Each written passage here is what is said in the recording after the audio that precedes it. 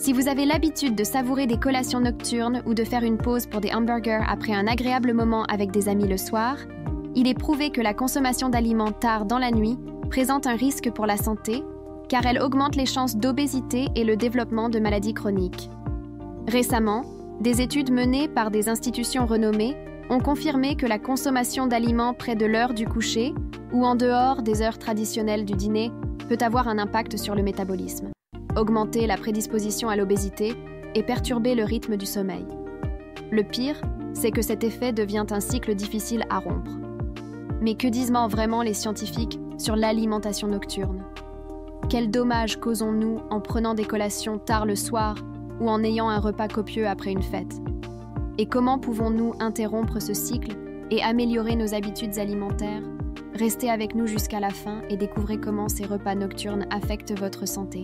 Bonjour, je suis Camille et avant d'explorer plus en profondeur, n'oubliez pas de vous abonner à notre chaîne et d'activer les notifications pour rester à jour avec nos mises à jour. Quel est le rôle de la leptine chez les personnes qui prennent leur repas tardivement?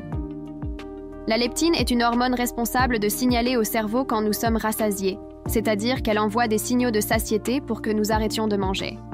Cette hormone est principalement produite dans les cellules adipeuses, ce qui signifie qu'elle communique que nous avons suffisamment de graisse pour maintenir le niveau d'énergie dans l'organisme. De plus, la leptine inhibe la production de l'hormone gréline, qui est responsable de signaler au cerveau que nous avons faim, ce qui se traduit souvent par des gargouillements d'estomac lorsque nous mangeons tard le soir et allons directement nous coucher. La production et la régulation de ces hormones sont affectées, car pendant la nuit, le processus de digestion ralentit et le métabolisme devient plus lent, ce qui se traduit par une dépense calorique plus faible et des aliments restant dans le système digestif plus longtemps. Cependant, le fait de maintenir les aliments dans l'estomac pendant une période prolongée affecte la régulation de la faim et de la satiété, comme le prouve une étude publiée en 2022 dans la revue Cell Métabolisme. En bref, prendre des repas tard le soir augmente la sensation de faim le lendemain, réduit la dépense calorique et augmente le risque d'obésité. 7 conséquences de prendre des repas tard le soir. Sur la base des découvertes de cette étude publiée dans la revue Cell Métabolisme, examinons ce qui se passe dans le corps lorsque l'on prend des repas très tard le soir. 1. Augmente le risque d'obésité. Prendre des repas tard le soir entraîne une augmentation de la production de cellules adipeuses qui s'accumulent dans la région abdominale, contribuant ainsi au surpoids, affectant le métabolisme et augmentant le risque d'obésité. 2. Affecte la mémoire et l'apprentissage. Les repas pris tard dans la nuit ont un impact négatif sur la capacité de mémoire et d'apprentissage, comme l'ont confirmé des chercheurs de l'Université de Californie. Cela est dû à la perturbation du rythme circadien et à la prise d'aliments en dehors des heures habituelles, ce qui affecte l'hippocampe, responsable des fonctions d'apprentissage et de mémoire. 3. Provoque des troubles alimentaires. Prendre des repas tard le soir peut induire des troubles dans la relation avec la nourriture, établissant une relation bidirectionnelle avec le manque de sommeil et la perte de la capacité à évaluer l'appétit, ce qui peut entraîner des choix alimentaires néfastes et des troubles alimentaires. 4. Augmente le risque de reflux gastro-œsophagien. Prendre des repas tard le soir et se coucher peut augmenter le risque de développer un reflux gastro-œsophagien ou d'aggraver ses symptômes, car le processus de digestion est interrompu, permettant aux acides gastriques et aux aliments de remonter dans l'œsophage. 5. Affecte le rythme du sommeil. La prise d'aliments. La nuit perturbe le rythme circadien, qui régule le sommeil et l'éveil. Cela peut entraîner de l'insomnie, des troubles du sommeil, des cauchemars, un manque de repos, de la somnolence diurne, des problèmes de mémoire, de concentration et des changements de poids corporel. 6. Peut affecter la grossesse.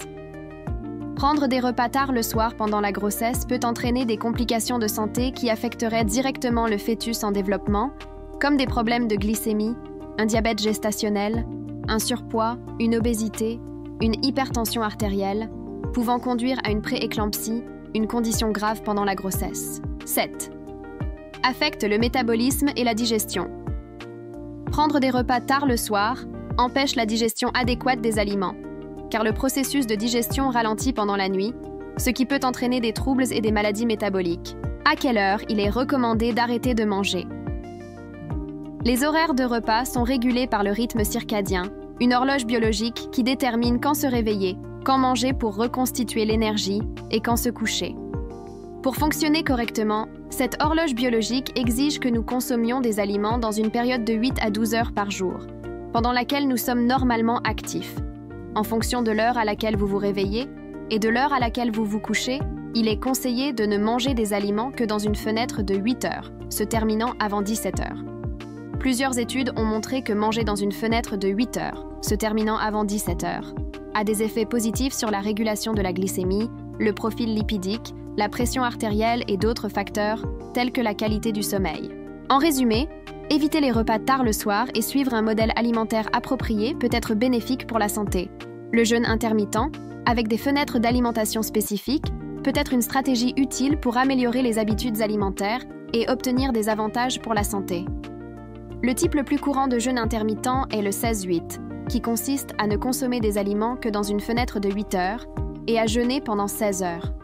Choisir une fenêtre d'alimentation qui convient à votre mode de vie et à vos besoins nutritionnels peut aider à contrôler l'apport calorique, à bénéficier de la santé et à réduire la consommation d'aliments supplémentaires, en particulier la nuit. 5 conseils pour éviter les envies nocturnes.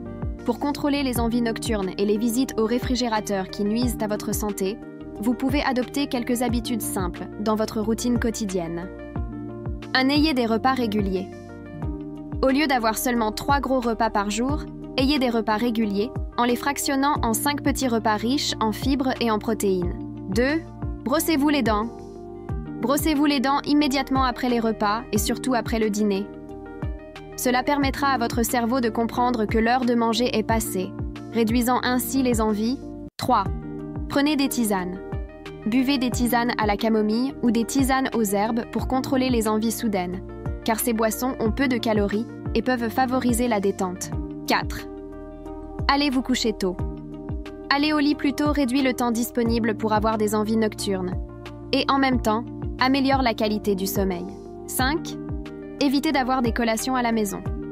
Éviter d'avoir des collations et des aliments non sains à la maison rendra plus difficile l'indulgence dans les envies nocturnes, car vous devriez sortir pour les chercher.